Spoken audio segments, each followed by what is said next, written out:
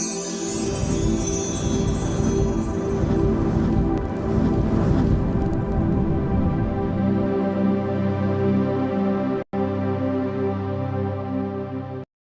বন্ধুরা, how are you all? Welcome to my একপা star টট। আশা করি তোমরা সবাই ভালো আছো, সুস্থ আছো, উন্নতি করছো। আজকে আমি তোমাদের দেখি আগামীকালের কি এনার্জি আসে সেটা দেখবো। Okay, angels, white lights angels, holy father, please আমাকে দেখাও আগামী দিন আমার কালেকটিভ বন্ধুদের কি এনার্জি থাকতে পারে।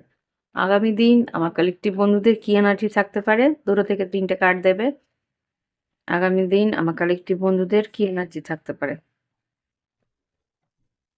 আগামী দিন আমার কালেকটিভ বন্ধুদের কি এনার্জি থাকতে পারে প্লিজ।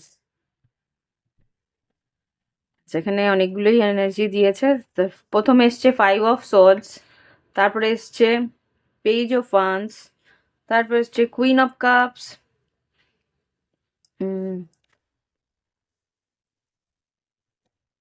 6 অফ পেন্টিকেলস আর জাস্টিস। এখানে যা বুঝতে পারছি, কোনো একটা ছোটখাটো তর্ক বিতর্ক অশান্তি থেকে কিন্তু বড় সড়ো কিছু ঘটার সম্ভাবনা কালকের দিনে আছে। যেটা আমি এখানে দেখতে পাচ্ছি সেটা হচ্ছে যে আম, এখানে কেউ হয়তো একটা ইম্যাচিওর বশত কিছু কথা বলবে, সেটা হয়তো একটা তর্ক বিতর্ক বা একটা উম, উম, জল্পনা বা কোনো একটা উম, বাক বিতণ্ডার একটা ও, ইন্ধন হয়ে যাবে, যেটা আমার এখানে মনে হচ্ছে। কিন্তু এখানে তৃতীয় ব্যক্তির মধ্যস্থতায় কিন্তু এই জিনিসটা একটা ব্যালেন্স পরিস্থিতি আসবে আর জাস্টিস, ন্যায় হবে। এখানে সেরকমটা কিছু বুঝতে পারছি। হুম, কারোর ইমেচুরিটির জন্যে কিন্তু ঘটনাটা ঘটবে। কেউ খুব একটা ইমেচিওর থাকবে, কেউ খুব ইমোশনাল থাকবে, সেই কারণে তর্ক বিতর্ক অশান্তি হতে পারে। কিন্তু তৃতীয় ব্যক্তি মধ্যস্থতা করার পর পরিস্থিতিটা সামলানো যায়। এইটা হচ্ছে গিয়ে এনার্জি।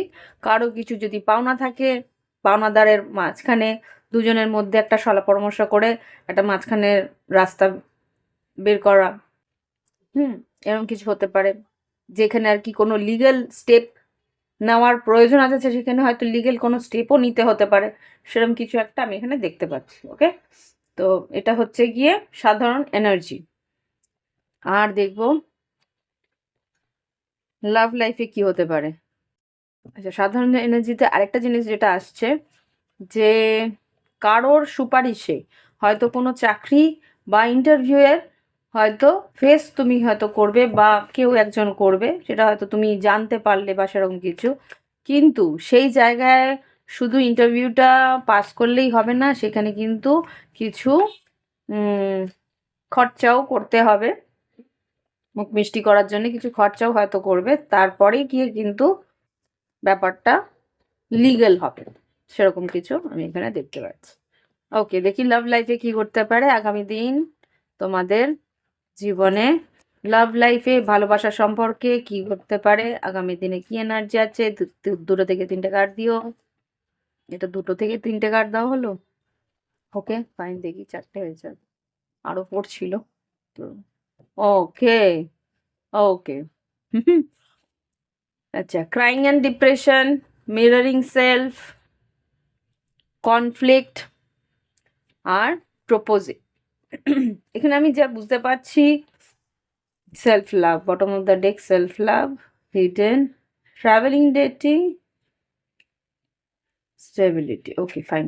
এখানে যা বুঝতে পারছি, এখানে যদি তোমার পরিস্থিতিটা খুব দুঃখের থাকে, মানে খুব কষ্ট পাচ্ছ, ডিপ্রেশনের মধ্যে চলে যাচ্ছ, সেটা কিন্তু একবার দেখে নি। মিরর সেলফ যেটা বলছে সেটা কিন্তু তোমার পার্টনারেরও এনার্জি, তুমি সেটা মিরর করছো, এটাও হতে পারে। হুম হুম, তোমার পার্টনারও মিরর, তোমাকে সেটা মিরর করছে। 5 অফ পেন্টিকলস যেটা এসছে, তোমার পার্টনারও সেই রকম ভাবেই তোমার মতন করে তোমাকে মিস করছে।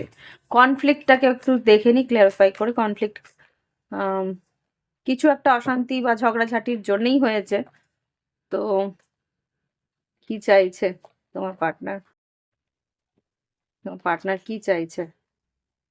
এঞ্জেলস প্লিজ দেখাও কালেকটিভদের মধ্যে কনফ্লিক্টটা এনে এসছে, কি চাইছে। ওকে। হুম।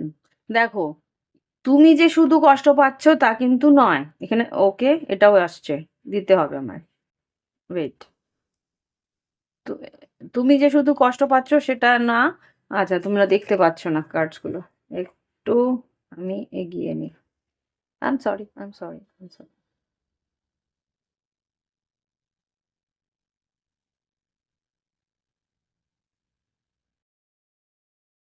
হুম। তুমি যে শুধু কষ্ট পাচ্ছ সেটা না, এখানে কিন্তু তোমার পার্টনারও কষ্ট পাচ্ছে। এবার হয়তো সবটা দেখতে পাচ্ছ। হুম। তো এখানে 5 অফ পেন্টিকেলস এসছে। এখানে কিন্তু 8 অফ সোর্স। একটা দুশ্চিন্তা, দুর্ভাবনা সেটাও হচ্ছে। এখানে কিন্তু যেটা দেখতে পাচ্ছি রাতভর ঘুম আসছে না, রাত্রেবেলা ঘুমাতেও পারছো না। সেখানে কিন্তু সাডেনলি হঠাৎ করেই কিন্তু তোমার পার্টনার তোমার কাছে আসতে পারে, হঠাৎ করেই একটা প্রপোজাল দিতে পারে এখানে। Yes, of course, of course. এখানে যেটা দেখলাম জাজমেন্ট, আমি এটাই দেখতে চাইছিলাম। এই দুটো কার্ড এখান থেকে আমি যখন ডেকটা দেখো, এই ডেকটা আমি এই পাশে রেখেছি, এই ঠিক কর্নারেই রেখেছিলাম। তো এখান থেকে এই কার্ড দুটো জাম্প করে বেরিয়ে এসেছিল। তো সুতরাং আমাকে এঞ্জেলসরা বললো এই দুটো কার্ডও আসবে। তো এখানে পুরোপুরি কনফার্মেশন এটাই আসলো যে তুমি শুধু যে কষ্ট পাচ্ছ, ক্রাইং অ্যান্ড ডিপ্রেশনের মধ্যে আছো সেটা না, তোমার পার্টনারও তোমাকে মিরর করছে। তুমি যেটা কষ্ট পাচ্ছ সেই রকম কষ্ট তোমার পার্টনারও পাচ্ছে। সেটা ও কিন্তু ওর ইগোর বশে বা এই ঝগড়াটা হয়েছে সেই কারণে কিন্তু তোমার কাছে ও যেচে পড়ে আসতে পারছে না। কিন্তু এই যে যন্ত্রণাটা সেটা কিন্তু ও নিজেও সহ্য করতে পারছে না। রাতভর সেও জেগে আছে। দেখো এই এনার্জি তোমরা যদি দেখতে পাও তাহলে বলছি, এই এনার্জি আর এই এনার্জি ইকুয়াল। মানে এই ছেলেটাই কিন্তু এই ছেলেটা মনে হচ্ছে কিনা দেখো। টটে কিন্তু ভিজুয়ালাইজেশনের একটা বিরাট বড় ইয়ে থাকে। যারা যারা টট শিখতে চাও তারা কিন্তু রেডি হও। আমি এপ্রিল মাসে কিন্তু ওয়ার্কশপ শুরু করব। তো এখানে যে দুটো কার্ড বেরোলো সেটা হচ্ছে নাইট অফ পেন্টিকেলস আর পেজ অফ পেন্টিকেলস। খুব সম্ভবত হঠাৎ করেই তোমার পার্টনার যে, এটা খুব সম্ভবত যারা নো কন্ট্যাক্টে আছে তাদের জন্য হঠাৎ করেই তোমার পার্টনার কিন্তু একটা সাডেন মুভ করবে। সেটা হচ্ছে পেজ অফ পেন্টিকেলস। সে কিন্তু তোমার কাছে আসছে কথা বলতে। কথা শুধুমাত্র কথা নয় কিন্তু, এটা এটা কিন্তু একটা অফারও থাকবে। Pentacles are not only casual talk. দেখেছো তো, কিং অফ পেন্টিকেলস ম্যানিফেস্ট করছে তোমাকে এই অফারটা দেওয়ার জন্যে। ও মাই গড, ডেভিল। ডেভিলের পিছনে গড, ডেভিলের পিছনে কে? ডেভিলটা হচ্ছে গিয়ে তোমাদের রাগ, তোমাদের জিদ, তোমাদের অহংকার, তোমাদের ইগো। তার পিছনে পিওর লাভ, সত্যি ভালোবাসাটা।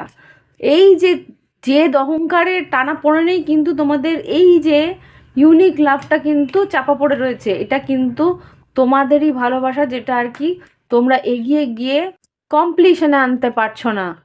জাস্ট সি, একটা ওয়ার্ল্ড মানে কি কমপ্লিশন। কার্ডস, কার্ড প্রত্যেকটা মুহূর্তে কার্ড কথা বলে, বুঝেছো? সো এই মানুষটা কিন্তু টানাপোড়েনের মধ্যে আছে। যে তুমি টানাপোড়েনের মধ্যে কেন আছে? যে ও যেটা চাইছে, ম্যানিফেস্ট যেটা করছে, সেটাও কি তুমি চাও?